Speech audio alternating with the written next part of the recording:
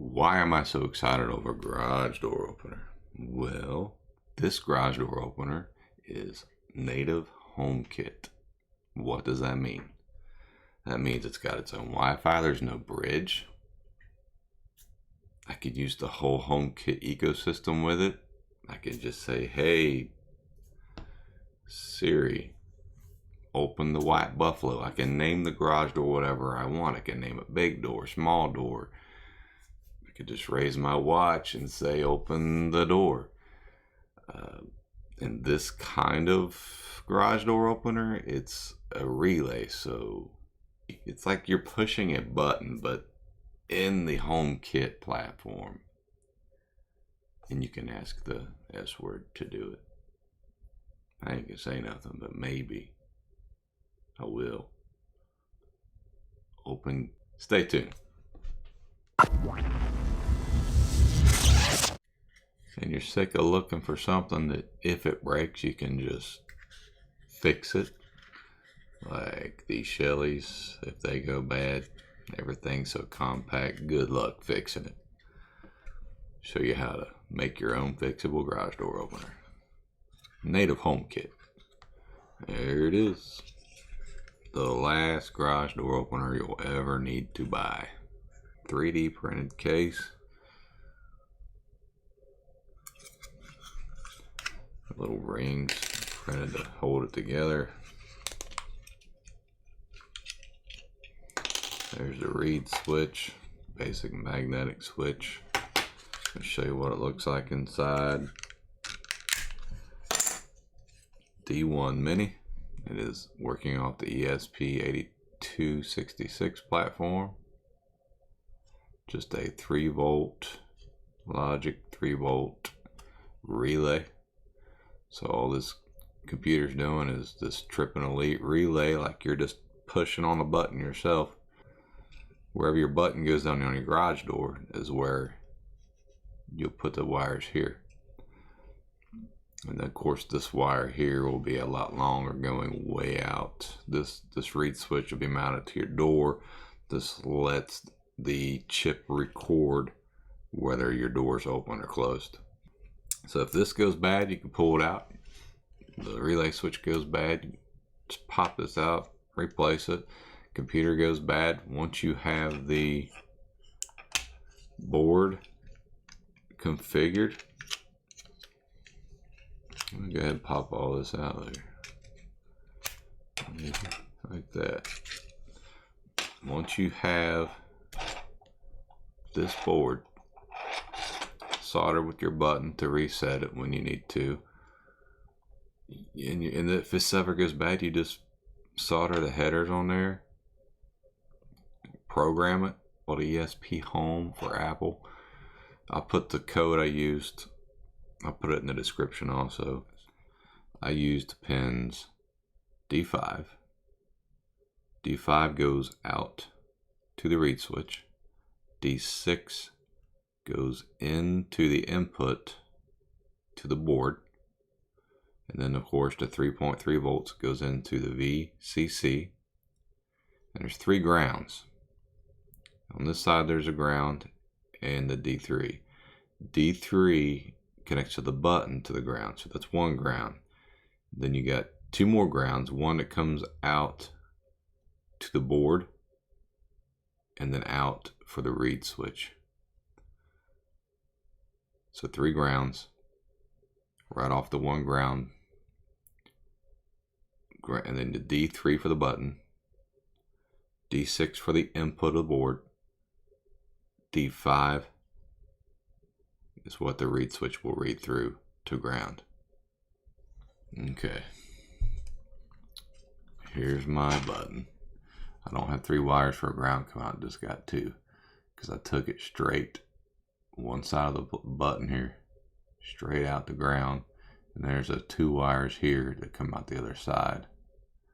Then the other side of the button I just ran a D3. Here's the other side.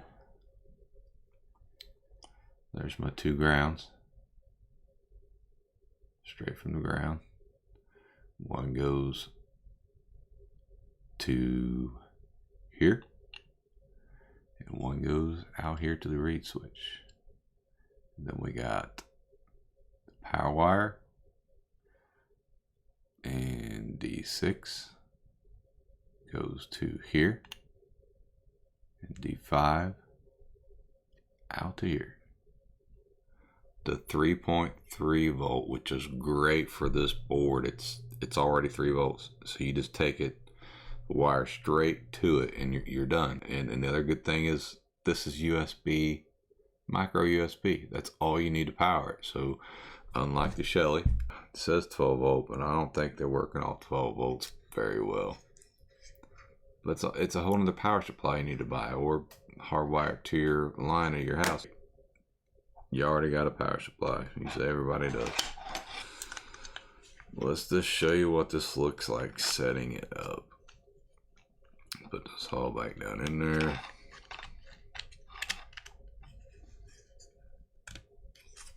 Just like that.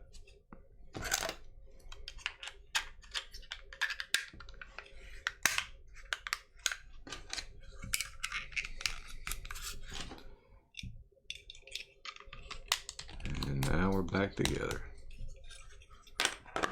Alright, I'm going to try to show you as quick as I can. I'm going to install this and uninstall it.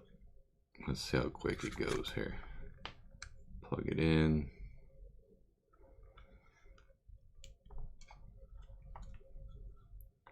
Should have the red light in there. There it is. Alright. Should be able to go to our Wi-Fi.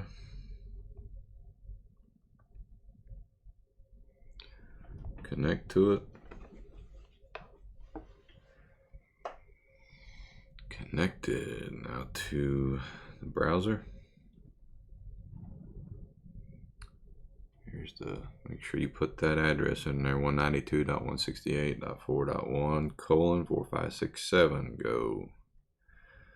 Click my Wi-Fi. If it doesn't show your Wi-Fi in this description here, hit search Wi-Fi. I usually choose the lowest number. Let's go with this one. Password. Choose my own. Put your Wi-Fi password in. And as long as the password's right, you hit save. Not now. It's saving. Everything should go away. Shouldn't be able to go into it. It reboots. Let's go back here. And you see there is no more red light in there. As long as we got the Wi-Fi right, we should be able to go to our HomeKit and add device, add accessory, more options. There it is. Click on it, add anyway. The device code is 02182.017. Continue. Give it a few seconds, or 10 seconds, or 12. There we go. Choose the room you want it. I'm just keeping it in the office. Continue. You can name it what you want here. Hit continue. Continue. Done. Alright, it should show up here any minute now.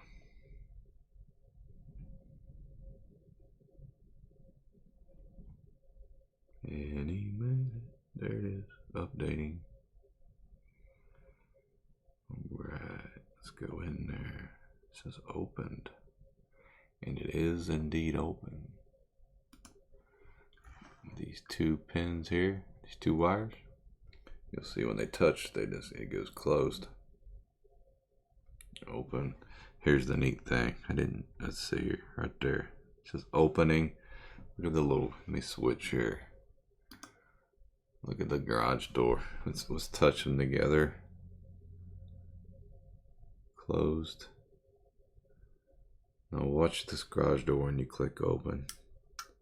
It opens. Then you hit it again. Shows you a closed door. When it's closed, it reports closed.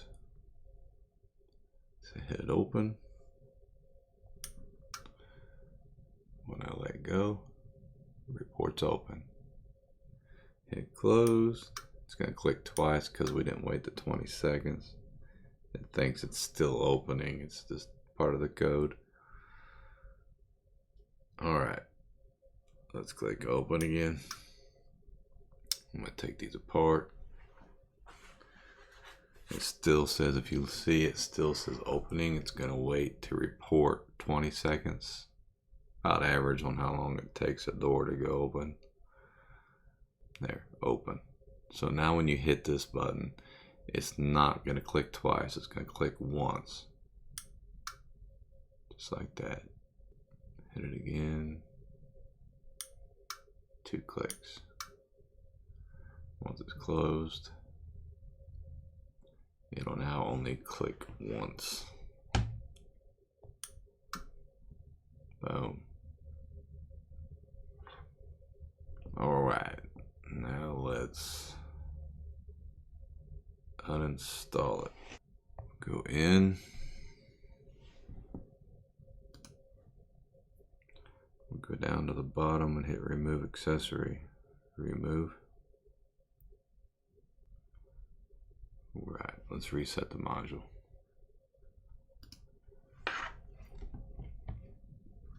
What you do is you'll unplug it here. Wait about 10 seconds. Or 5. Plug it in. And then immediately hold down on the button for 10 to 12 seconds. Until that red light in there lights up. There it is. Let go of the button. The red light's on. We should be able to go to a web browser. Type in the number of the device. It is HAA dash, was it 84? There it is. .local. .4567, hit go. There it is. You want to reset HomeKit ID and remove Wi-Fi settings. This will put the device back into the pairing mode for whoever wants to use it on their Wi-Fi. Hit save.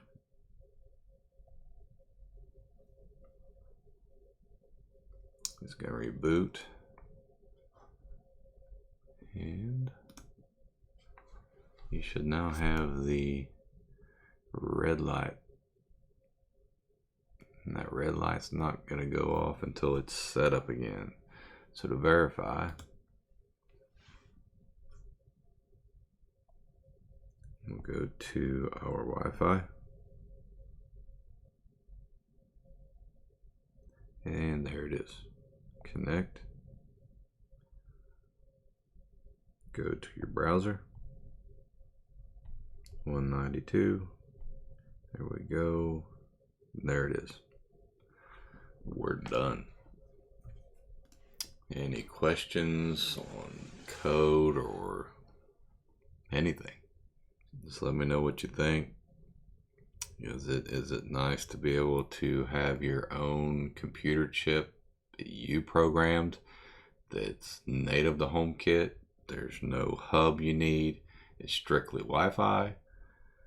And if something breaks, you fix it real easy. It's like $6 in parts right there. These things, I think they're 25 bucks. And if they break, they're broke. Let me know what you think. God bless y'all. Love you. Till next time. See ya.